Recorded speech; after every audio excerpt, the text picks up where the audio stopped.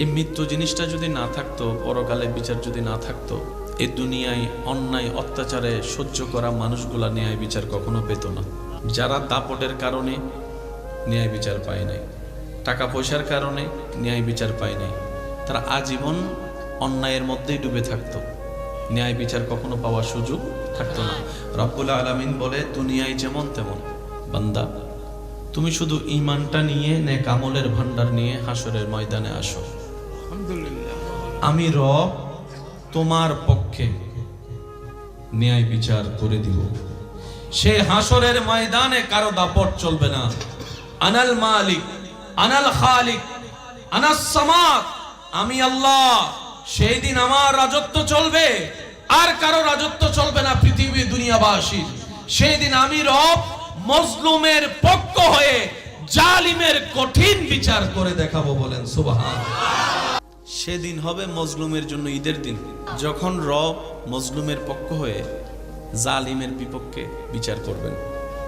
সেদিন মজলুমরা হবে বলবে, আল্লাহ তোমার বড় দয়া যে তুমি মৃত্যু রেখেছো, হাসরও রেখেছো, বিচারও রেখেছো। বিচারের সেই সিস্টেমটা যদি না থাকতো, আমরা জীবনে কখনো ন্যায় বিচার পাওয়া সম্ভব হতো না। এই মৃত্যু কারো জন্য ভয়াবহ, কারো জন্য আনন্দের। কেউ মৃত্যু থেকে পালাতে চায়, কেউ মৃত্যু আসার অপেক্ষা করে। সাহাবায়ে কেরাম বদরের যুদ্ধের তেমন সামগ্রী ছিল না, মৃত্যুবরণ 99% নিশ্চিত। জানার পরও আল্লাহর ভয়ে, নবীর প্রেমে বদর অভিমুখে রওনা হয়েছেন। পরিবারকে পিছনে ফেলে, স্ত্রী পুত্র সন্তানকে পিছনে ফেলে, ব্যবসা চাকরিকে পিছনে ফেলে, দুনিয়াকে পিছনে ফেলে সামনে অভিমুখে রওনা। একটা তলোয়ারের বিপক্ষে 10টা তলোয়ার বিপরীত দলে। সাহাবায়ে কেরাম মারা যাবেন, শহীদ হবেন জেনেও সামনে অগ্রসর হচ্ছিলেন। সুবহানাল্লাহ।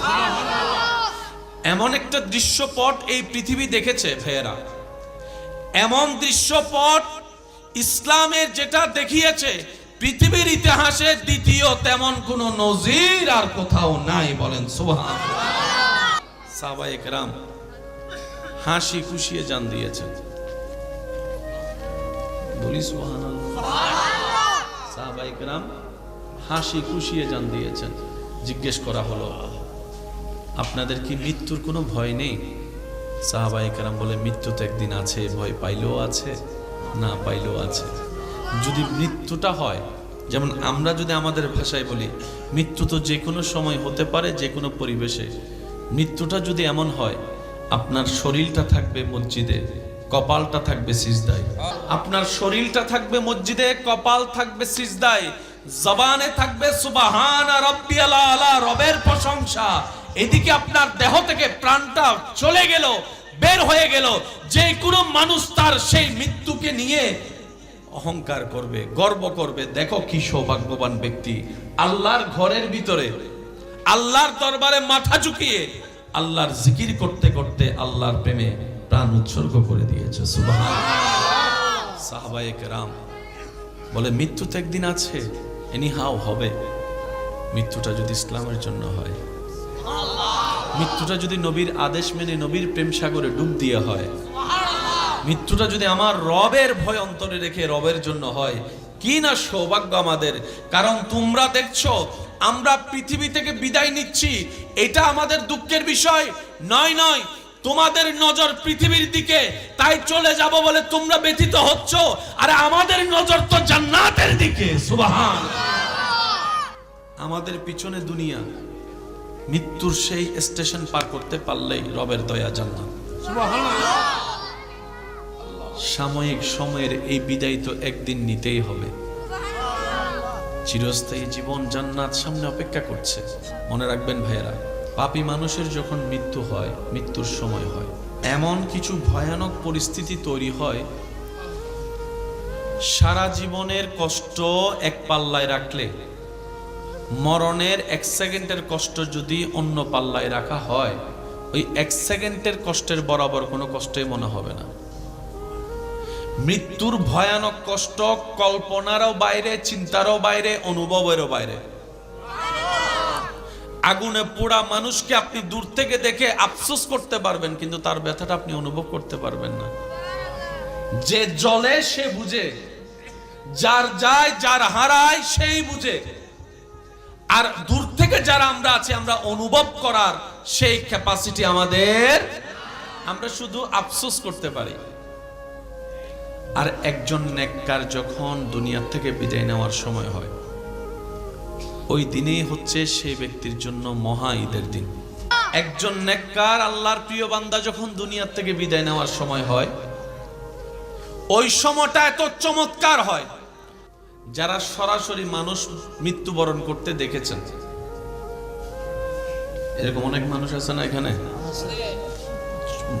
সরাসরি মানুষ মারা যেতে দেখছেন। মৃত্যু পথযাত্রী অনেক সময় বলে দরজা থেকে সরে যাও, জানলা থেকে সরে যাও, এখান থেকে সরো। ও দাদা দাদি, কেন সত্য বলছেন? কে আসছে, কে আসতেছে? বলে যে আসতেছে একজন। মানুষের যখন মৃত্যুর সময় হয়, তখন আল্লাহ তাআলা ওনার চোখ থেকে ওই পর্দাটা তুলে দেন, যে পর্দাটা আমাদের সবার চোখে আছে। মানুষ যখন মৃত্যুর সময় হয়, আল্লাহ তাআলা সে পর্দা তুলে দেন। তিনি ওই সময় এমন এমন কিছু দেখেন যেটা আমরা সাধারণ মানুষ দেখতে পারি। নেককার মানুষের জান নেওয়ার আগে ফেরেশতারা এসে ওনাদেরকে শুভ সংবাদ দেয়। সুবহানাল্লাহ। শুভ সংবাদ, শুভ সংবাদ রবের পক্ষ থেকে। মৃত্যুর কষ্টের কথা তো কল্পনারও বাইরে, নিঃসন্দেহে। কিন্তু যখন নেককার মানুষ মৃত্যুবরণ করে, মালাকুল মউত ফেরেশতা এসে এমন সুন্দর একটা রূপ নিয়ে আসে, মৃত্যু পথযাত্রী ওনার চেহারা দেখেই মুগ্ধ হয়ে যায়। সারাটা জীবন ফেরেশতার নাম শুনেছি, দেখার সৌভাগ্য হয় নাই। এই মৃত্যুটাই ফেরেশতাকে দেখার সৌভাগ্য করে দিয়েছে। মালাকুল মউত ধারে এসে বসে ওই ব্যক্তির ভিতরে থাকা রূহকে ইঙ্গিত করে বলে, ইয়া আইয়াতুহান নাফসুল মুতমাইন্না। আল্লাহ আমাদেরকে এরকম সুন্দর একটা মৃত্যু দান করুক। আল্লাহ পাক আমাদের সবাইকে ইজ্জতের মৃত্যু দান করুক। আল্লাহ তাআলা আমাদের সবাইকে ঈমানের মৃত্যু দান করুক। আল্লাহ তাআলা আমাদের সবাইকে এমন একটা মৃত্যু দান করুক যে মৃত্যু বরণ করার পরে জান্নাত আমাদের থেকে দূরে থাকবে না। বলে না আমিন। ইয়া আইয়াতুহান নাফসুল মুতমাইন্না। ওই ব্যক্তির ভিতরে থাকা রূহকে মালাকুল মউত বলে,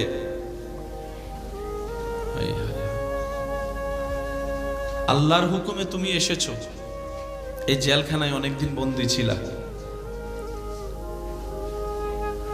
এবার আসো তোমার আপন জায়গায়। সুবহানাল্লাহ। এবার বের হয়ে আসো তোমার আপন জায়গায়।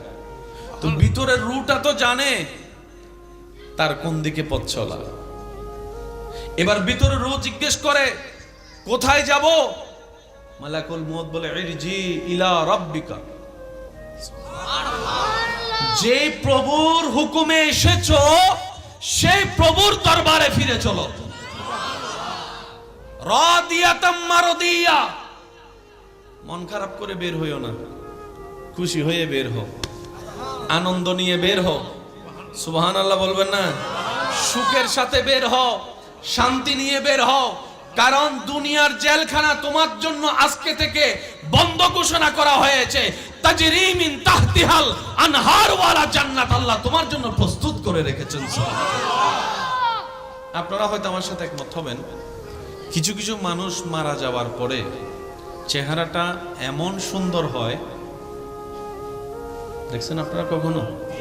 দেখলে বলেন না ভাইয়া, মানুষ মারা যাওয়ার পরে তার চেহারাটা জীবিত থাকার চাইতে বেশি সুন্দর হয়। দেখছেন এরকম? অনেক সময় এরকম মৃত ব্যক্তির লাশ দেখতে গিয়ে অনেকের মনে হয়েছে চেহারা দেখে যে মনে হচ্ছে ঘুমাচ্ছে। একটু আওয়াজ দেন। কেউ কেউ সেই চেহারা দেখে এসে বলছে তার চেহারা দেখে মনে হচ্ছে মুস্কি মুস্কি হাসতেছে। আবার অনেকের মুখে এমনও শোনা যায়, বলে যে এত সুন্দর করে ওনাকে শোয়ানো হয়েছে, উনি শুয়ে আছেন, চেহারাটা দেখে মনে হচ্ছে একটা পুতুল শুয়ে আছে। এই বাস্তবতাটাও পৃথিবী দেখেছে। আবার কিছু কিছু মানুষের মৃত্যুর পরে চেহারা এমন ভয়ানক হয়, জীবিত থাকতে হয়তো সে বিশ্ব সুন্দরী ছিল, কিন্তু মৃত্যুর পরে চেহারাটা এমন ভয়ানক হয়, নিজের পরিবারের মানুষ পর্যন্ত দেখার সুযোগ পায় না। দেখার ইচ্ছা থাকলেও ভয়ের কারণে দেখতে পারে না। মনে রাখবেন, একজন মানুষের জন্য, একজন মুসলমানের জন্য দুইটা বিষয়ে কম্প্রোমাইজ করা কখনোই ঠিক নয়। একটা হচ্ছে জীবন নিয়ে কম্প্রোমাইজ, আর একটা হচ্ছে ঈমান নিয়ে কম্প্রোমাইজ। সবকিছু নিয়ে কম্প্রোমাইজ চলবে। আমার মোবাইলটা নিতে চাও, নাও, কারণ সেটা ব্যাক আসার সুযোগ আছে। জীবনের একটা সেকেন্ড চলে গেলে সেটা আর ব্যাক আসার সুযোগ। তো কারো জন্য ব্যতীত মন নিয়ে আজীবন কান্না করে সময় নষ্ট করার মতো বোকামি আর কিছু হতে পারে। জীবন নিয়ে কোনো কম্প্রোমাইজ চলবে। আর একটা হচ্ছে ঈমানের ব্যাপারে কোনো কম্প্রোমাইজ চলবে। সেটা ভাই হোক, এটা বাপ হোক, এটা মা হোক, এটা চাচা হোক, এটা সন্তান হোক, ঈমান সবার উপরে। সুবহানাল্লাহ বলা যাবে? আর একটু জোরে বলেন। ঈমানের ব্যাপারে কোনো কম্প্রোমাইজ, জীবনের ব্যাপারে কোনো কম্প্রোমাইজ। এই দুইটা বিষয়ে যারাই কম্প্রোমাইজ করেছে তাদের দুনিয়াও শেষ, আখিরাতও শেষ।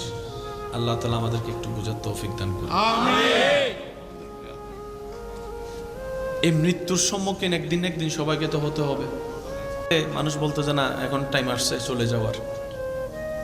এখন দাঁড়িয়ে উঠে নাই, সকালবেলা হোন্ডা নিয়ে বের হইছে, আসরের সময় লাশ ঘরে ঢুকছে, এমনও নজির।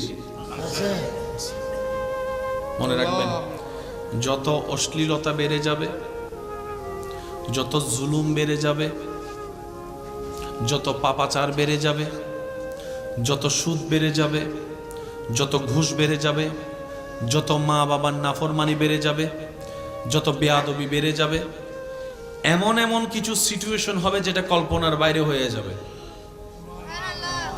মাথায় রাখতে হবে। কারণ জমিন কি আমাদের না আল্লাহর? আওয়াজটা একটু বড় হবে। জমিন কি আমাদের না আল্লাহর? আমাদেরকে সৃষ্টি করেছেন কে? ওই আল্লাহকে খুশি করে চলার মতো জীবনই আনন্দের জীবন, এটাই সুখের জীবন। বলেন সুবহানাল্লাহ। তাহলে একটা বিষয় নিয়ে কারো কোনো দ্বিমত নাই, সেটার নাম কি? মৃত্যু। বলেন না, সেটার নাম কি? মৃত্যু। এক। দ্বিতীয় নম্বর কথা মনে রাখবেন, যে দলেরই হোক, যে মতেরই হোক, যে ধর্মেরই হোক, যে নীতিরই হোক, ধনী হোক কিংবা গরিব হোক, সবার চাওয়া কিন্তু একটাই। সেটা কি? একটু সুখে থাকতে চায়। সবার কল্পনায় কিন্তু আইফোন নাই, সবার কল্পনায় কিন্তু পালসার পাওয়ার ইচ্ছা নাই। কথা বলেন না ভাইয়া? সবার কল্পনায় কিন্তু রেঞ্জ রোভার পাওয়ার ইচ্ছা নাই, সবার কল্পনায় আমেরিকা যাওয়ার ইচ্ছা নাই। কিন্তু সবার কল্পনায় পুরুষ নারী, বড় ছোট, ধনী গরিব, মোটা চিকন, সবার চাওয়া একটা, একটু সুখে থাকতে চাই, একটু সুখে থাকতে চাই, একটু শান্তিতে থাকতে চাই। বয়স হয়ে যাওয়ার পরে, দাদা নানা হওয়ার পরে, দাদি নানি হওয়ার পরে বলে নাতি নাতনিদেরকে নিয়ে শান্তিতে দুই বেলা ভাত খেয়ে একটু ঘুমাইতে চাই। আপনি কি খেয়াল করছেন যে বিভিন্ন চাওয়া এক জায়গায় গিয়ে আটকে যাচ্ছে? সবাই কি চাই? সুখে থাকতে চায়, শান্তিতে থাকতে চায়। আছে কেউ সুখে? আওয়াজ দেন না রে ভাই। সত্যিকার ভাবে আছে কেউ সুখে? সবাই সুখের অভিনয় করে। একটু মনোযোগ চাইবো আমি আপনাদের।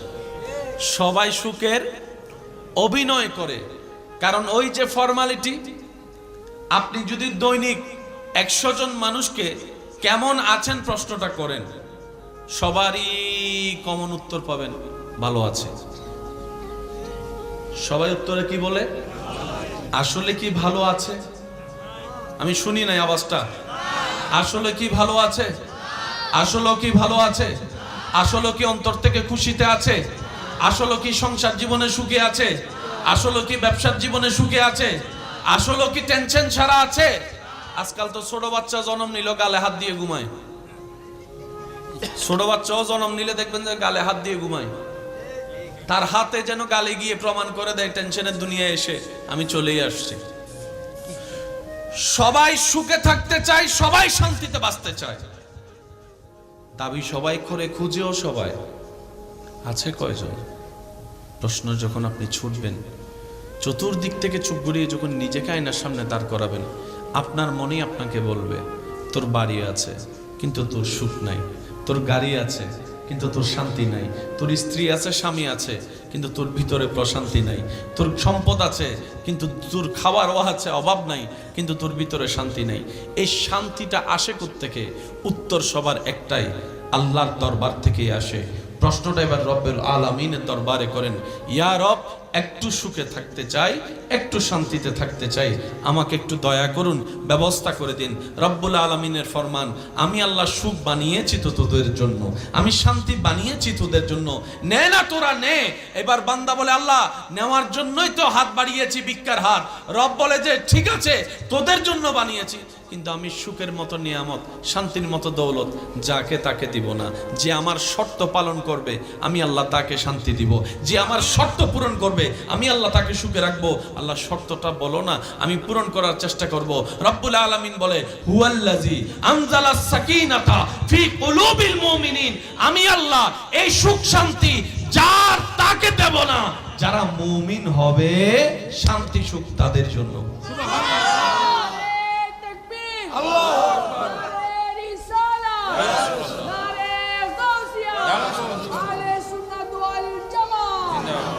উচ্চ আওয়াজ একবার বলেন সুবহানাল্লাহ। মিস্টার ফেরাউন রাজপ্রাসাদে বসে শান্তিতে, কিন্তু মূসা আলাইহিস সালাম নদী পার হয়ে, সাগর পার হয়ে শান্তিতে আছে। একটু জোরে বলি। মিস্টার নমরুদ সিংহাসনে বসে শান্তিতে, অথচ ইব্রাহিম নবী আগুনের সামনে শান্তিতে আছে।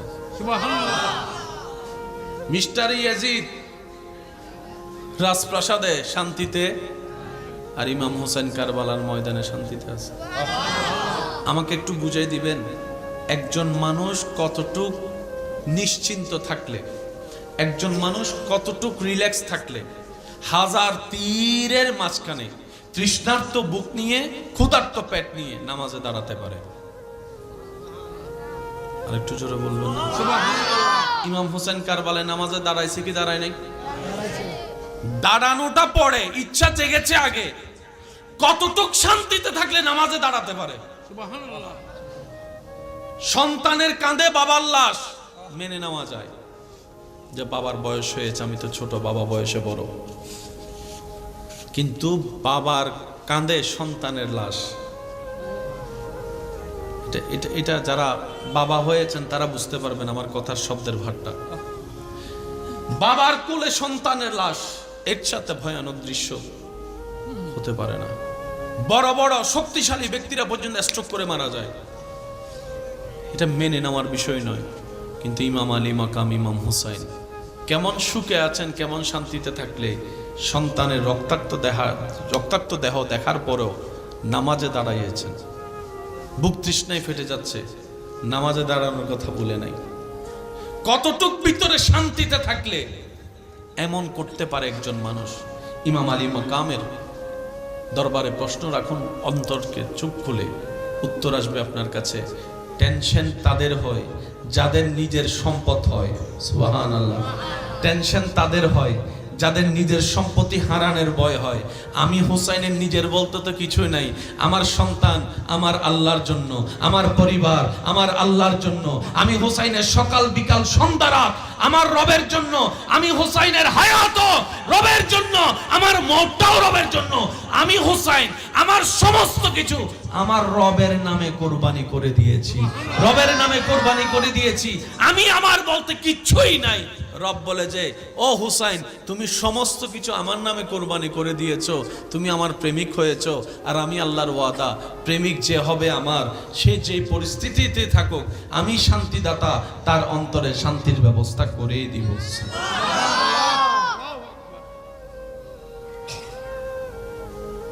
যতই কিছুই বলেন, ঘুমের চাইতে বড় নিয়ামত আর কিছু নামাতে। ঘুম উন্নয়ন মজার নিয়ামত আর কিছু আছে না বাবা? ঘুম যখন একবার চলে আসে আর সিডিং হয়তো জুড়ো নেই, হয় না? তন্দ্রা যখন একবার চলে আসবে, জীবনী যখন একবার চলে আসবে, সেটা যখন ঘুমের পর্যায়ে যাবে, ইতারে যদি কেউ বলে ধর তোরে 10 লাখ টাকা দিছি ঘুমাইস না, ইতে বলবো যে তুই 20 লাখ টাকা ল, এখান থেকে যা। এই যে কথা বলে না রে ভাই।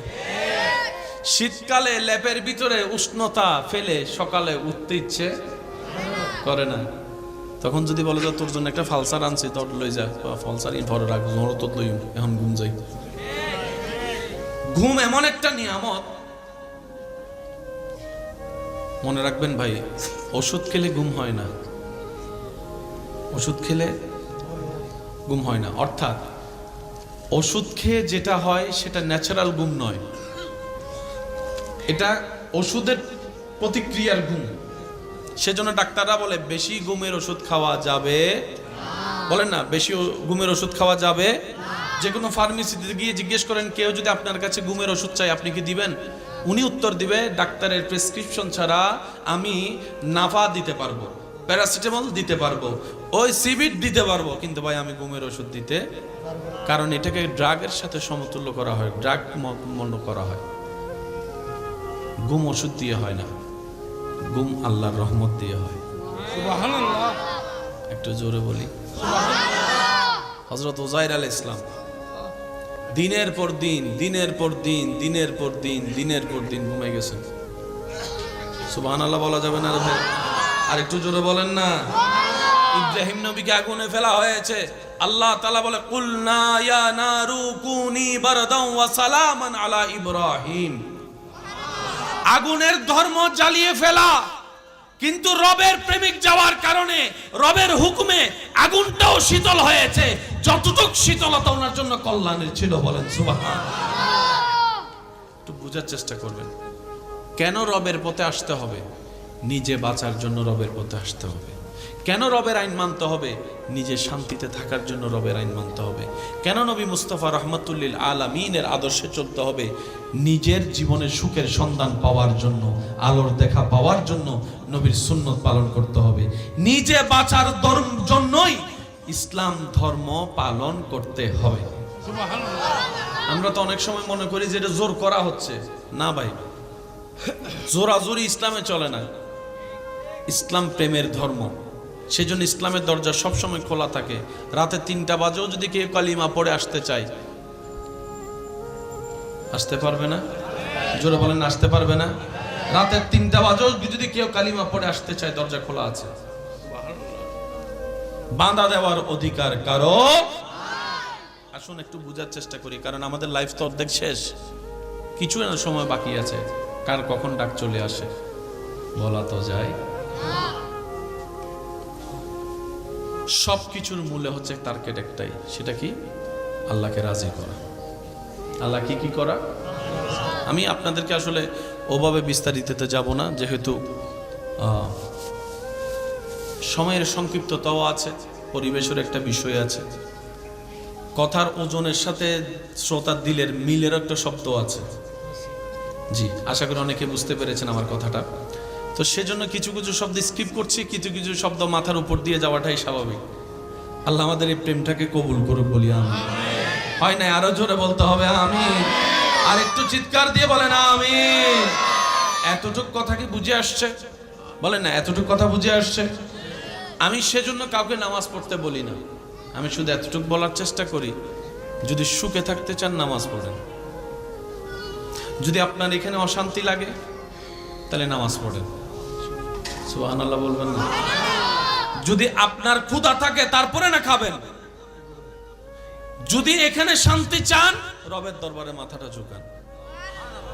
অনেকে বলেন না মাথা অস্থির হয়ে আছে, মাথা অস্থির হয়ে আছে।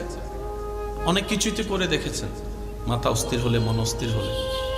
আমি অদমের কথাটাও একবার রেখে দেখবেন, 5টা মিনিট রবের দরবারে মাথাটা ঝুঁকাই, সিজদার মধ্যে মাথাটা ঝুঁকাই দেখেন।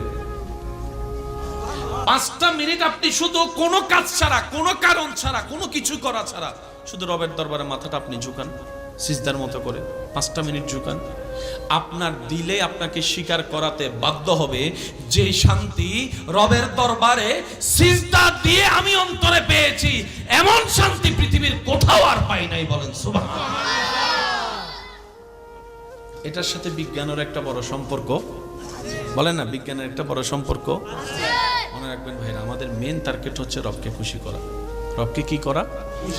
কোন বান্দার জীবনের কোন কাজ রবের যদি একটাও পছন্দ হয়ে যায়, মনে রাখবেন সে একটা কাজেই তার জন্য জান্নাতে যাওয়ার রাস্তা হয়ে যাবে। হযরত বাইজিদ বুস্তামি রাহমাতুল্লাহ আলাইহির নাম আমরা কম বেশি সবাই শুনছি, বলি না সবাই শুনছি না? ওনার জীবনে হাজারটা কাজের মধ্যে ওনার নাম আসলেই একটা কাজের কথা বারবার বেশি আসে, সেটা কি বলি না? কি? মাকে কি করেছেন? পানিটা নিয়ে দাঁড়িয়েছিলেন, ঘুমন্ত মা চোখ খুলে দেখলেন সন্তান দাঁড়িয়ে আছে হুকুম পালন করে। ওই দৃশ্যটা দেখে এদিকে মায়ের দিল খুশি, দেখেন তকদির পাল্টাতে সময় লাগে কেন বলা হয়, এদিকে মায়ের দিল খুশি হওয়ার সাথে সাথে সেই নিউজটা রবের দরবারে যেতে দেরি হয়নি। মনে রাখবেন, ওই যে প্রথম কথা বলেছিলাম, দেহ যেখানে 100 বছরে যেতে পারে না, দিল সেখানে সেকেন্ডের আগে চলে যায়। আর একটু জোরে বলি সুবহানাল্লাহ। মায়ের দিল খুশি হয়েছে, রব খুশি হয়েছে। আমরা অনেক সময় আলেমদের জবানে শুনি মা সেবা করো, মা সেবা করো, মা সেবা করো, বাবা সেবা করো, মানে কি সবসময় ফাজিবা? আপনার মা আপনার সাথে রাগ করেছেন, আপনার বাবা আপনার সাথে রাগ করেছেন, মেজাজ ধরেছে কোনো কারণে, সবার সামনে আপনাকে জুতা দিয়ে পিটছে, সেই অবস্থায়ও আপনি মাথা চোখ নিচে রেখে মা বাবাকে সম্মান দেখানোটাও মা বাবার সেবা।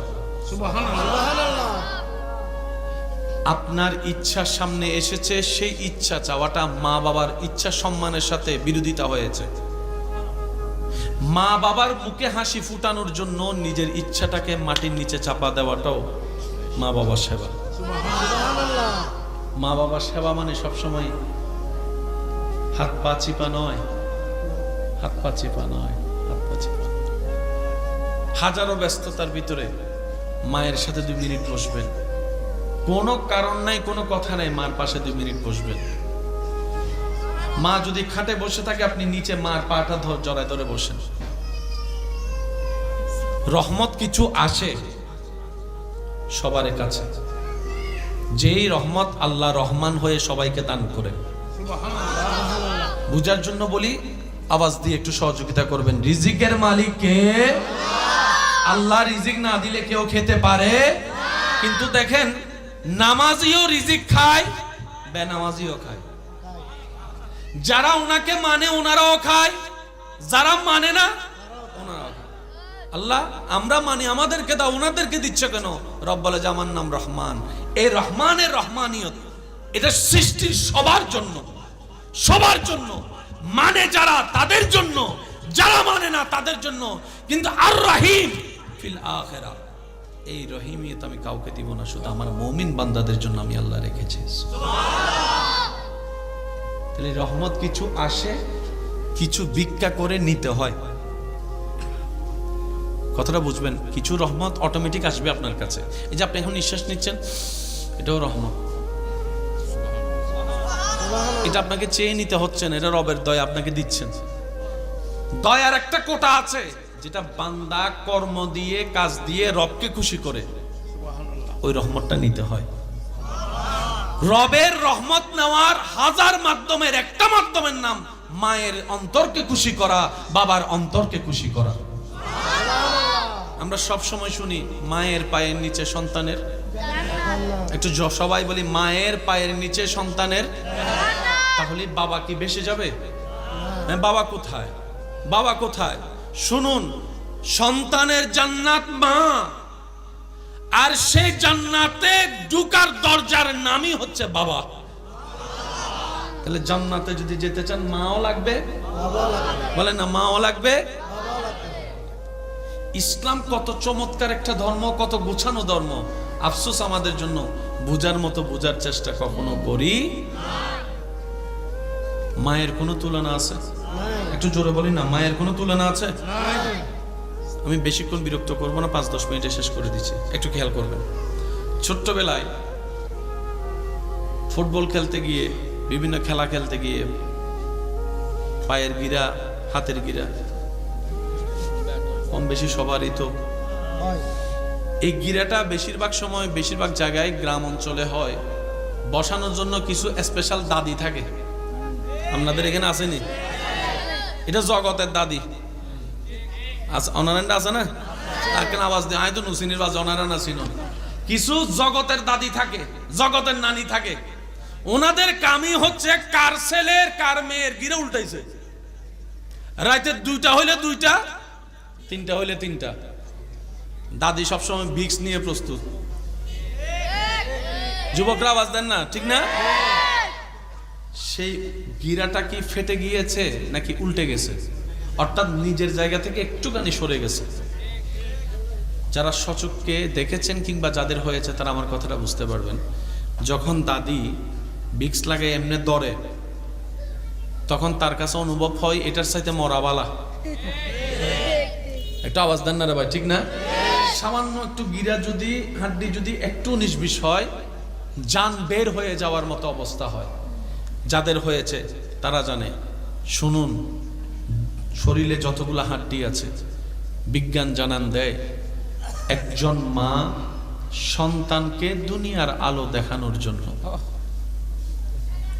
একজন মা সন্তানকে দুনিয়ার আলোটা দেখানোর জন্য হাড্ডি সরে যাওয়ার ব্যথা নয়, শরীরের হাড্ডি 70-80টা হাড্ডি ভেঙে গেলে যেই পরিমাণ ব্যথা হওয়ার কথা, একজন মা সন্তানকে পৃথিবীতে আনার জন্য সেই পরিমাণ ব্যথা, তার চাইতে বেশি ব্যথা আপন করে নেই, অনুভব করে। একজন মা সন্তান প্রসবের সময় ওই ব্যথাটা অনুভব করে, যে ব্যথাটার ধারও কাছেও আমরা কল্পনার জগতেও যেতে পারবো না। একজন মা সন্তান জন্ম দেওয়ার সময় মৃত্যুবরণ করলে সেটা শাহাদতের মৃত্যু বলা হয়েছে। আর একটু জোরে বলেন না। কষ্টের লেভেলটা সে পর্যায়ে যেটা কম্পিউটার দিয়ে আপনি মাপতে পারবেন না। মনে রাখবেন এই জায়গায় একটা কথা, স্বামী পুরুষের দলে, স্ত্রী নারীদের দলে, দুজনের স্রষ্টা আল্লাহ। বলেন না, দুজনের স্রষ্টা।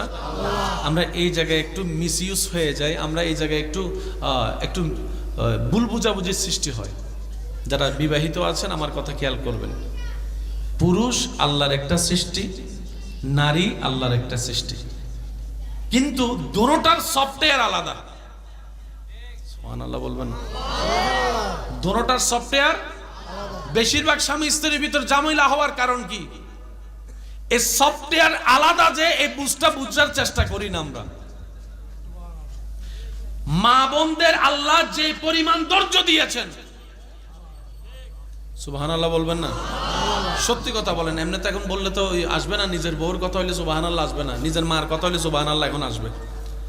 আমাদের মা, আমাদের দাদি নানিরা যদি ধৈর্য না ধরতো, আজকে সংসার টিকতো আমাদের? আপনারটা আপনি বলেন না ভাই। আপনার আমার মা, দাদি, নানি, দাদির দাদি যদি সংসার না টিকাইতো, ধৈর্য না ধরতো, আজকে এখন পর্যন্ত আপনার আমার পরিবার আসতো? পানি আনতে হতো 1 মাইল দূর থেকে, চুলার জ্বালানোর জন্য লাকড়ি আনতে হতো জঙ্গল থেকে, আনার পরে সে চুলার মধ্যে এরকম একটা সিঙ্গা কি দিয়া, ওই এটা কি বলেন আপনারা? হ্যাঁ, যেটা বলেন আর কি, ওইটা দিয়ে আধা ঘন্টা শুধু আমার ভাইয়েরা শুধু 2টা মিনিট আপনি কোনো কিছু ছাড়া এমনি ফু দেন তো আপনার মাথা চক্কর দেবে। আল্লাহ মেয়েদেরকে, নারীদেরকে ধৈর্যের পাহাড় বানিয়েছেন। এটা নারীদের সফটওয়্যার। সুবহানাল্লাহ। মা বোনেরা সন্তান জন্মের যে ব্যথা, ওই 1000 ভাগের 1 ভাগ ব্যথা যদি পুরুষদেরকে দেওয়া হয়, পুরুষ স্ট্রোক করে মারা যাবে। তাহলে পুরুষের সফটওয়্যার আলাদা, নারীর সফটওয়্যার। একটু বলেন না, পুরুষের সফটওয়্যার আলাদা, নারীর সফটওয়্যার। মনে রাখবেন সব সময়, পুরুষ পুরুষের সফটওয়্যার, নারী নারীর সফটওয়্যার। এখন আমরা করতে চাই কি জানেন, স্বামীরা চাই বউরা স্বামীর মতো হোক, বউরা চাই স্বামীরা বউয়ের মতো হোক। তো দুই সফটওয়্যার তো আলাদা, মিলবে কেমনে? এসে কথা বলে না, দুই সফটওয়্যার আলাদা, মিলবে কেমনে? আচ্ছা শুনেন, পুরুষ জাতি সহজে কোনো কারোর জন্য কান্না করে? কথা বলে না। আপনারা তো জানেন, একটু বলেন না, পুরুষ জাতি সহজে কারোর জন্য কান্না করে? কোথাও বেড়াতে গেছে, 3-4 দিন 5 দিন থাকছে, থাকার পরে আবার চলে আসছে, কোনো তেমন খবর। আমার মা বোনেরা কোথাও যাইয়া যদি 1 সপ্তাহ থাকে কোন একটা ঘরে বিয়ের অনুষ্ঠানে, এই বাইরে হওয়ার সময় একজন আরেকজনকে জড়া দেয়, ওরে কান্না আছে না নাই? আবার যাওয়ার সময় বলে তোমাদেরকে খুব বেশি মিস করব। 2-3 দিন পর্যন্ত ভালো করে সেটিং টেটিং চলে, খুব মনে পড়তেছে ওই দিনের কথা, ওই দিনের কথা। মাশাআল্লাহ, আসেন হুজুর, আসেন আসেন, একটা চেয়ার দেন, একটা চেয়ার দেন। ভালো আছেন? জি আছি আলহামদুলিল্লাহ, একটা চেয়ার দেন। আল্লাহু সাল্লি আলা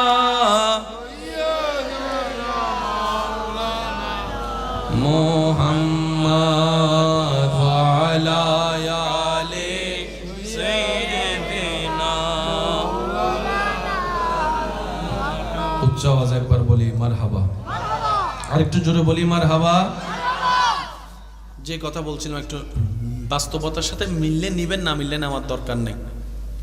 কান্না করে উড়ে ফেলে 1 সপ্তাহ, 4-5 দিন পর আবার যার যার কাজে সে ব্যস্ত।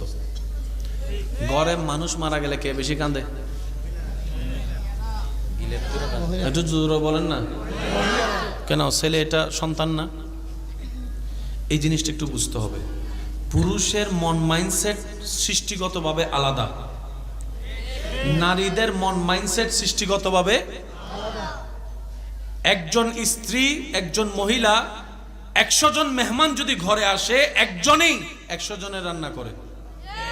কিন্তু অনেক সময় দেখা যায় যার রান্নায় 100 জনের পেট ভরেছে, ওই মা ওই বোনই শেষ বেলায় এসে কিছু আলু, কিছু হাড্ডি ছাড়া কিছু থাকে। এবার সে মাকে, বোনকে, স্ত্রীকে গিয়ে জিজ্ঞেস করেন, তোমার হাতের রান্নায় তো সবাই পেট ভরে খেয়েছে, তুমি তো শেষ বেলায় এসে কিছু খেতে পারলা না।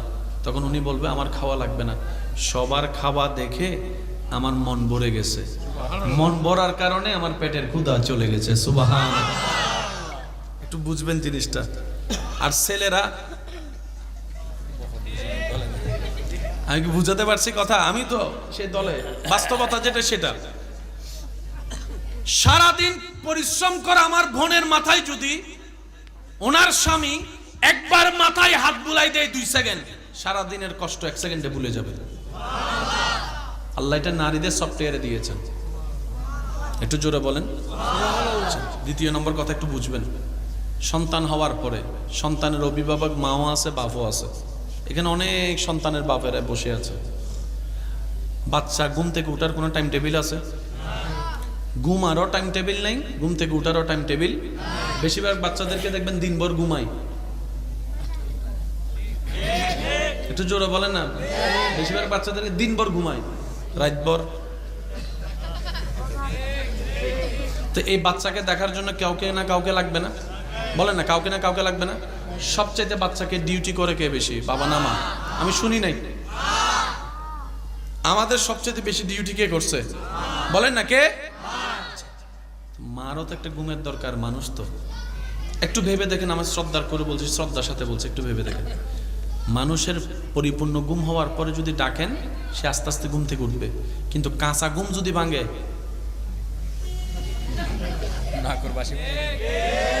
কাঁচা ঘুম যদি ভাঙে, নাকের বাসি ফাটাই ফেলবে।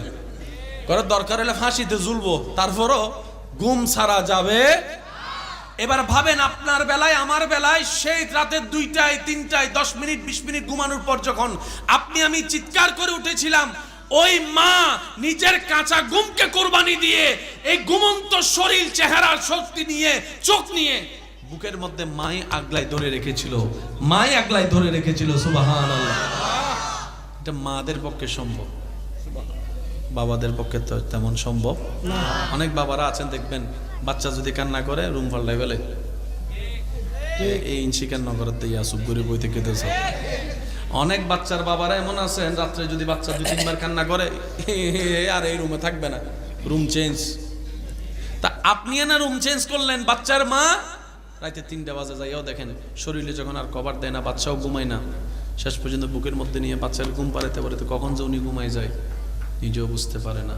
5টা মিনিট পরে যখন বাচ্চা আবার কান্না করে ওঠে, আবারও মা সে কাঁচা ঘুম ভেঙে উঠে বাচ্চার সেবায় লেগে যায়, বাচ্চার সেবায় লেগে যায়। এটা আল্লাহ নারীদের সফটওয়্যার দিয়েছেন, এটা পুরুষের সাথে মিলবে না। পুরুষের সফটওয়্যার আলাদা, নারীদের সফটওয়্যার আলাদা। কথা বলেন ঠিক কিনা? আল্লাহ তাআলা আমাদেরকে একটু বুঝার তৌফিক দান করুক। দিন দিন কি ডিভোর্স কমতেছে না বাড়তেছে? এটা কমানোর দরকার আছে না নাই? আপনি স্বামী স্ত্রী আলাদা হয়ে গেলেন, মেনে নিলাম, সে ছোট্ট বাচ্চাটা কার কাছে যাবে? কিছুক্ষণ মার দিকে ফুটবলের মতো লাথি খাবে, কিছুক্ষণ বাবার পক্ষ থেকে ফুটবলের মতো লাথি খাবে। তার অপরাধটা কি জানা বুঝার দরকার আছে না নাই ভাইয়া? আরো জোরে বলেন, বুঝার দরকার আছে না? সেজন্য ইন্নাদ-দীনা ইনদাল্লাহিল ইসলাম। রব বলে তোমাদেরকে আমি এমন একটা ধর্ম সাজিয়ে দিলাম যে ধর্মটা তোমরা তোমাদের জীবনের ভিতরে বাহিরে বাস্তবায়ন করতে পারলে ফিদ দুনিয়া হাসানাতাও ওয়া ফিল আখিরাতি হাসানা, দুনিয়া তোমার জন্য নিয়ামতের হবে, আখিরাতও তোমার জন্য নিয়ামতের হয়ে যাবে। বলেন সুবহানাল্লাহ। ওই ধর্মটাকে প্র্যাকটিক্যালি যিনি শিখাতে এসেছেন তিনি হচ্ছেন নবী রাহমাতুল লিল আলামিন। সুবহানাল্লাহ সুবহানাল্লাহ। যদি সেই জীবনটা হয় রবের পছন্দের, মৃত্যুটা হবে আনন্দের, মৃত্যুটা হবে। আল্লাহ তাআলা আমাদের সবাইকে বুঝার তৌফিক দান করুন। আজকের মাহফিলকে আল্লাহ কবুল আর মঞ্জুর করুন। যারা উলামায়ে কেরাম এসেছেন সবার প্রতি দোয়া চাই, মুরব্বীদের কাছেও দোয়া চাই। তবে শেষ বাক্যে বিদায়ের বেলায় কিছু কথা বলি, মনে রাখার চেষ্টা করবেন। জীবন মানে শুধু নিজে বাঁচা নয়, মানুষকে বাঁচার রাস্তা করে দেওয়ার নামই হচ্ছে মনুষ্যত্বের জীবন। আপনি যদি একটু খেয়াল করে দেখেন, খাবার অর্জন, খাবার গ্রহণের বেলায় জঙ্গলে প্রত্যেকটা পশুর প্রত্যেক দিন জীবন মরণ যুদ্ধ করতে হয়। একটা হরিণ যখন পানি খেতে যায়, পানিতে কুমির তাকিয়ে আছে তাকে খাওয়ার জন্য, সে কুমির থেকে বাঁচতে গিয়ে পাড়ের মধ্যে বাঘ দাঁড়িয়ে আছে। বুঝাতে পারছি কথা? অর্থাৎ এক বেলা খাবারের জন্য প্রত্যেকটা প্রাণীর জান প্রাণ যুদ্ধ করতে হয়। অথচ আল্লাহ তাআলা আপনাকে আমাকে সেই কষ্ট দেন নাই, সেখান থেকে হেফাজত করে দিয়েছেন। রব বলে যে বান্দা তোর যখন যা দরকার, যেভাবে দরকার, আমি আল্লাহ তোকে ব্যবস্থা করে দিব, আর আমি সেটা পারি। তুই এতটুকু বিশ্বাস রাখিস। তুই 2 নম্বরিতে যাইস না। তুই 2 নম্বরিতে যাওয়া মানে আমি রব দিতে পারি না, তুই এটা মনে করছিস। বান্দারে তুই সবসময় মনে রাখবি আমার একজন মালিক আছে, আমার একজন রব আছে, আমার একজন ওয়াকিল আছে, আমার একজন অভিভাবক আছে, আমার একজন রাজ্জাক আছে, আমার একজন রহমান আছে, আমার একজন গফফার আছে, আমার একজন খালিক আছে, আমার একজন এমন মালিক আছে যিনি দিনকে রাত বললে সেকেন্ডের আগে রাত হয়ে যায়। বান্দা এই বিশ্বাসটা আমার উপর রাখিস, নবীর প্রেম দিয়ে অন্তর ভরপুর রাখিস, নেক আমলের চেষ্টার সাথে থাকিস। রব বলে যে এইভাবে যদি তুই চলতে পারিস, তোর দুনিয়াও কল্যাণের আমি আল্লাহ বানিয়ে দিব, হাসরটা সুন্দর আমি আল্লাহ সাজিয়ে দিব। সুবহানাল্লাহ। আল্লাহ তাআলা আমাদের সবাইকে বুঝার তৌফিক দান করুন। আমিন। আজকের এই মাহফিলকে কবুল আর মঞ্জুর করুন। আমিন। আমার ভাইয়েরা যে আয়োজনটুকু করেছেন, হোসেন ফুড সহ সম্পৃক্ত যারা আছেন, আল্লাহ তাআলা সবাইকে কবুল আর মঞ্জুর করুক বলি আমিন। আমার ভাই সাদ্দাম রাজা আলোচনা করেছেন, আল্লাহ ওনার হায়াতে এলমে রিজিকে বরকত দান করুক। আমার যুবক ভাইদের উদ্দেশ্যে আন্তরিকতার সাথে নিবেদন রাখছি, চেষ্টা করবেন 5 ওয়াক্ত নামাজটা ধরে রাখার জন্য। কয় ওয়াক্ত? অভ্যাসে যদি ডেলি 5 ওয়াক্ত নামাজের সাথে সম্পৃক্ত নাও থাকে, অন্তত ডেলি 1 ওয়াক্ত দিয়ে শুরু করার চেষ্টা করবেন। কয় ওয়াক্ত? এই 1 ওয়াক্ত একদিন দেখবেন আপনাকে 5 ওয়াক্ত পর্যন্ত পৌঁছায় দিবে। পারবে না ইনশাল্লাহ? বলেন না ভাই, পারবেন না? ফজরের নামাজ দিয়ে শুরু করার দরকার নাই, কারণ 1 দিন 2 দিন ধরলে 3য় দিন ছুটে যাওয়ার সম্ভাবনা বেশি। তো এমন একটা ওয়াক্তর সাথে সম্পর্ক রাখেন 1 সপ্তাহ যেটা ছুটার সম্ভাবনা কম। কোনটা? আসরের ওয়াক্ত। রাকাতও কম, ঘুমেরও টেনশন নাই, শীতেরও ভয় নাই। একটু বলেন না রে ভাইয়া? যদি এসা বলি অনেকের মনে মনে বলবে তোমার রাহাত বেশি আছে না, জামিলা একটা। তো সেজন্য বললাম আসরের ওয়াক্তের সাথে সম্পৃক্ত করার চেষ্টা করেন। বাকিটা দেখবেন আল্লাহ পাক আপনাকে সাজায় দিবে, বলি আমিন। ইয়া নবী সালাম আলাইহি। রৌনকে আহলে সুন্নাত হযরতুল আল্লাম জনাব মাওলানা জামালউদ্দিন আল কাদেরী মাদ্দা জিল্লুহুল আলী সাহেব সহ আমন্ত্রিত অতিথিবৃন্দ, এলাকার মান্যবর ব্যক্তিবর্গ, মুরব্বিয়ানে আযম, হাজিরানে মজলিস, উপস্থিত আল্লাহর প্রেমিক, নবীর প্রেমিক ইমানদার ভাইয়েরা, আসসালামু আলাইকুম ওয়া রাহমাতুল্লাহি তাআলা ওয়া বারাকাতুহু। মন ভরে, প্রাণ উজাড় করে, ভালোবাসার সাথে নিয়ে, ভক্তি শ্রদ্ধাকে অন্তরে রেখে রবের দরবারে গোলাম হিসেবে হাজিরা দেবার জন্য মনের গভীর থেকে একবার বলি আলহামদুলিল্লাহ, আরেকবার চিৎকার দিয়ে বলি আলহামদুলিল্লাহ।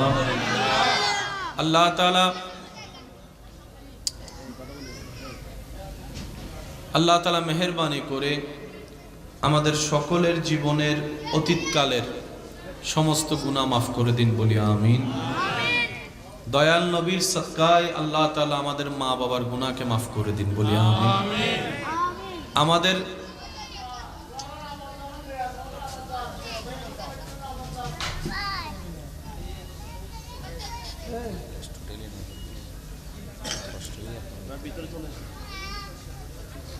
আল্লাহ তাআলা আমাদের সকলের হাজিরা কবুলের মাধ্যমে আমাদের যত আত্মীয় স্বজন এবং এই এলাকায় যত কবরবাসী এই মুহূর্তে কবরের কঠিন আযাবে কষ্ট পাচ্ছে, আল্লাহ মেহেরবানি করে প্রত্যেকটি কবরবাসীকে আযাব থেকে মুক্তি দান করুক, আমিন। সম্মানিত উপস্থিতি, ভালোবাসার ডাকে সাড়া দিয়ে আল্লাহর রহমতে উপস্থিত হওয়ার চেষ্টা করেছি। সবার কাছে আমার বিনয়ের সাথে, শ্রদ্ধার সাথে নিবেদন থাকবে, যেটুকু সময় রব্বুল আলামিন আমি অধমকে বলার তৌফিক দান করবেন, এই সময়টুকু সবাই একটু মনের কান দিয়ে শোনার চেষ্টা করবেন, বলি ইনশাআল্লাহ। আর আমাকে একটু আওয়াজ দিয়ে সহযোগিতা করতে হবে। আশেপাশের যে আওয়াজ, এটাকে কন্ট্রোল রাখার আমরা চেষ্টা করব, মাহফিলের আদব এবং পরিবেশ যেন আমাদের কারণে নষ্ট না হয়। মুজাহিদি মিল্লাত আল্লামা মাওলানা সাদ্দাম রেজা চিশতি মাদ্দা জিল্লুহুল আলী এতক্ষণ পর্যন্ত যে তাকরিরাত করেছেন, আল্লাহ হুজুরের এলমে, হায়াতে, রিজিকে, ইজ্জতে সর্বদিকে বরকত দান করুক, বলি আমিন। আর আমরা যারা শুনেছি আমাদের সবাইকে আমল করার তৌফিক দান করুক, আমিন। শানে মেরাজের উপর তাত্ত্বিক গভীর একটু আলোচনা রাখার চেষ্টা করেছেন অল্প সময়ের মধ্যে, গোছানোভাবে শুনছিলাম, ভালো লাগছিল। অন্তর থেকে দোয়া করি সামনের যাত্রা যেন আল্লাহ পাক আরো মসৃণ এবং সুন্দর করে দে, বলি আমিন। সম্মানিত উপস্থিতি, আমার ব্যক্তিগতভাবে এইরকম মাহফিলগুলো খুব পছন্দ হয় আমার। এক একজনের পছন্দ এক এক রকম থাকতেই পারে, তবে সবচাইতে বেশি ভালো লাগবে, সবচাইতে বেশি ভালো লাগে যখন দিলওয়ালা খুঁজে পাই, সুবহানাল্লাহ বলি। দিলের বড় পাওয়ার। শরীর যেখানে পৌঁছাতে লাগে 10 ঘন্টা, দিল সেখানে সেকেন্ডের আগে পৌঁছায় যায়, সুবহানাল্লাহ। একটু মহব্বতের আওয়াজে বলি সুবহানাল্লাহ, আর একটু আওয়াজ দিয়ে বলি সুবহানাল্লাহ। এখান থেকে কক্সবাজারের দূরত্ব বাহনের মাধ্যমে যতই আপনি স্পিডে যান, 20-30 মিনিটের আগে পৌঁছানো সম্ভবপর নয়, যদিও বিমান দিয়ে যান। কিন্তু কল্পনার জগৎ, মনের জগৎ এত পাওয়ারফুল একটি জগৎ, কল্পনা করার সাথে সাথে মানুষ কল্পনার জগতে, মনের জগৎ দিয়ে সুদীর্ঘ পথ সেকেন্ডের আগে পার হয়ে যেতে পারে, সুবহানাল্লাহ। আমি আশা রাখবো সেই দিলের কানটা রেখে আমরা যেন কিছু শ্রবণ করার চেষ্টা করি, আল্লাহ তাআলা আমাদের সবাইকে সে তৌফিক দান করুন। এই পৃথিবীতে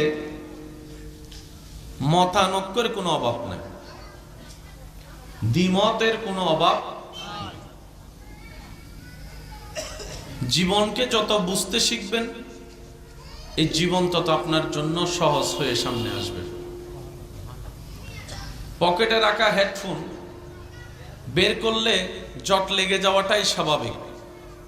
মেজাজ গরম করে টান দিলে লস আপনারই হবে, ছিঁড়ে যাবে।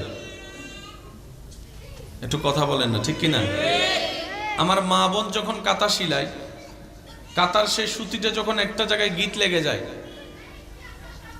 টান দিলে ছিঁড়ে যাবে, কাহিনী লম্বা হয়ে যাবে। যদি মাথা ঠান্ডা রেখে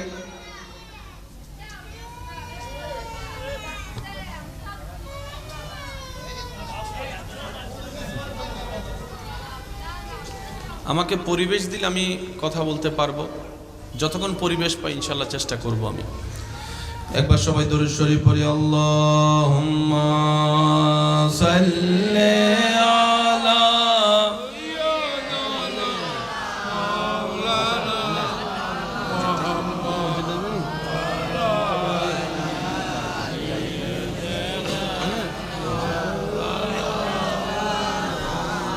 जग में जब आए मोहम्मद इस्लाम जिंदा हो गए। जग में जब आए मोहम्मद इस्लाम हो गए। भूतों ने सब कलमा पढ़ा, काफिर मुसलमान हो गए। जग में जब आए इस्लाम जिंदा हो गए। अल्लाहुम्मा सल्ले अला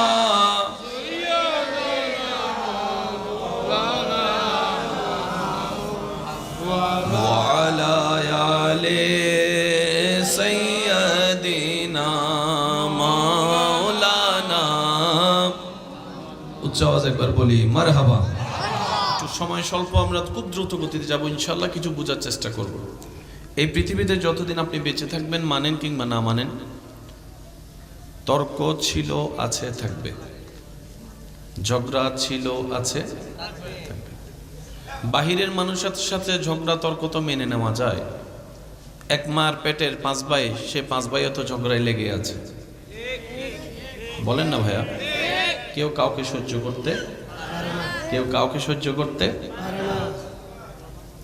লাভটা কি হচ্ছে? সবসময় মনে রাখবেন, বুদ্ধিমানরা অল্প পরিশ্রমে বেশি লাভ নেয়। সুবহানাল্লাহ বলেন না?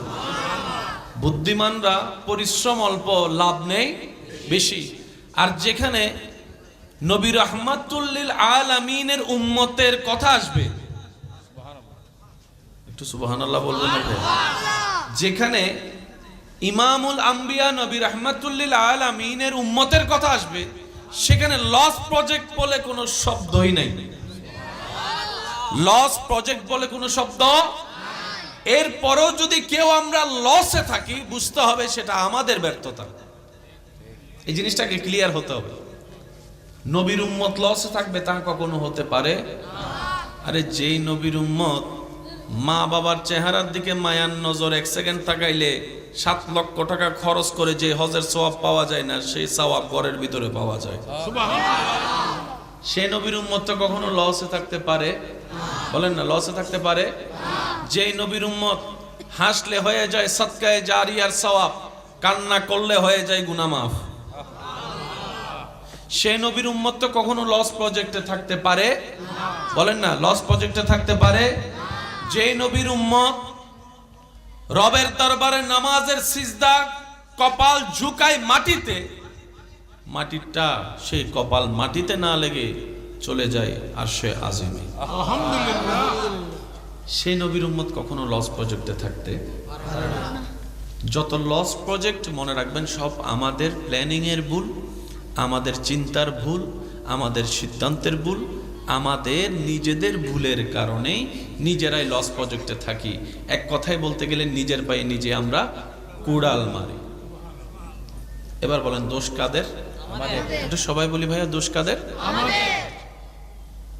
বরং আল্লাহ উল্টা হাজার গুনাহ জানার পরও আমাদের গুনাহ গোপন করে রেখে স্বামীকে স্ত্রীর সামনে, স্ত্রীকে স্বামীর সামনে এখনো সম্মানের ব্যবস্থা করে দিয়েছেন। সুবহানাল্লাহ। আমাদের প্রত্যেকটা ছোট্ট ছোট্ট পাপ রব জানার পরও সত্তার হয়ে সেই গুনার উপর আবরণ ঢেলে দিয়ে এখনো সমাজে মাথা উঁচু করে বাঁচার ব্যবস্থা করে দিয়েছেন একমাত্র নবী রাহমাতুল্লিল আলামিনের উম্মত হওয়ার কারণে। সুবহানাল্লাহ। আল্লাহ তাআলা আমাদেরকে সেই নিয়ামত অর্জন করার তৌফিক দান করুন। আমিন। এবার বুঝে বুঝে সবাই আমাকে একটু উত্তর দিবেন। পৃথিবীতে প্রত্যেকটা বিষয়ে দ্বিমত আছে, বলেন দ্বিমত আছে। জায়গা নিয়ে দ্বিমত, রাজনীতি নিয়ে দ্বিমত, ব্যবসা নিয়ে দ্বিমত, পড়ালেখা নিয়ে দ্বিমত, সর্ব জায়গায় দ্বিমত আছে। আপনি যতদিন পৃথিবীতে থাকবেন দ্বিমতের বাইরে আপনি যেতেই পারবেন না। দ্বিমতের বাইরে যেতে, বিয়ের তারিখ নিয়েও দ্বিমত আছে, কিছু কথা বলে না। কার সাথে কার বিয়ে হবে না না হবে, সামাজিক সিদ্ধান্ত, পারিবারিক সিদ্ধান্ত, এটা নিয়েও দ্বিমত। আওয়াজ দিতে হবে, এটা নিয়েও দ্বিমত। সব বাদ দেন, সত্যের সত্য, সবচেয়ে মহাসত্য এক আল্লাহ, এই আল্লাহ নিয়েও দ্বিমত আছে। কেউ বলে স্রষ্টা আছে, কেউ বলে স্রষ্টা। বুঝবেন সবচেয়ে বড় সত্য কে? আল্লাহ। আওয়াজ দেন না কে? আল্লাহ। এই আল্লাহ নিয়েও মানুষের ভিতর কয় মত? এক দলে বলে যে স্রষ্টা আছে, আরেক দলে বলে স্রষ্টা নাই। পরকাল নিয়েও দ্বিমত আছে, বলেন না ভাইয়া? তকদির নিয়ে দ্বিমত আছে, সবকিছু নিয়ে দ্বিমত আছে, কিন্তু একটা বিষয়ে কোনো দ্বিমত নেই।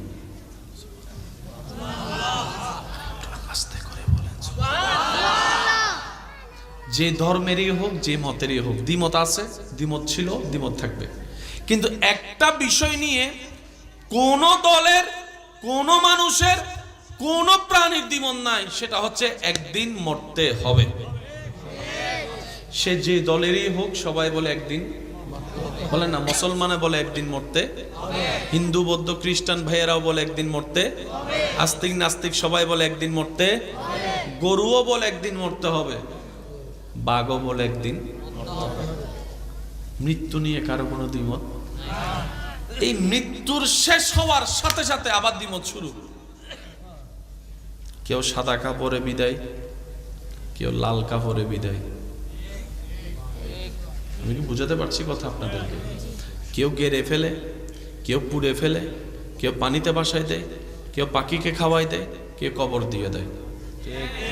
কেউ বলে পরকাল আছে, কেউ বলে পরকাল নাই, কে বলে জান্নাত জাহান্নাম আছে, কে বলে জান্নাত জাহান্নাম, কে বলে যে বিচার আছে, কে বলে যে বিচার, কে বলে যে এটার পরেও জীবন একটা আছে, কেউ বলে যে এটাই শেষ, এটার পর আর কোনো জীবন।